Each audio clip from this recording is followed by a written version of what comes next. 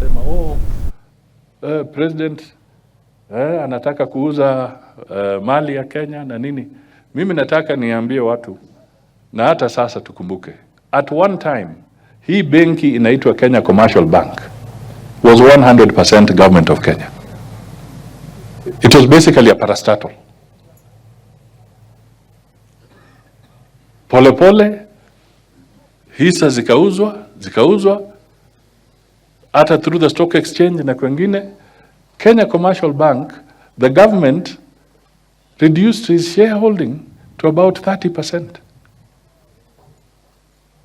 The rest ni shareholders wengine.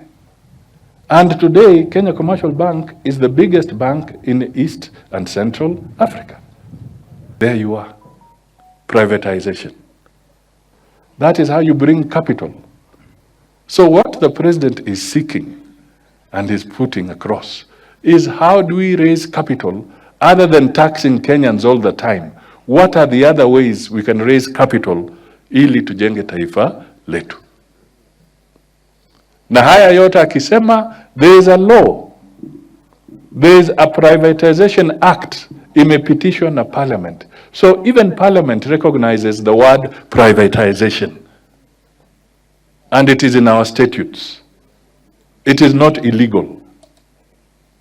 What we should challenge is whether we are doing it in accordance with the law, but not the principle of privatization. Na hii ni message mimi niliona nisisukume, kwa sababu watu wanarusha mambo ya porojo ati kujaribu kusema Mheshimiwa Ruto ati anauza mali ya Kenya. Wacha porojo. There is nothing like that.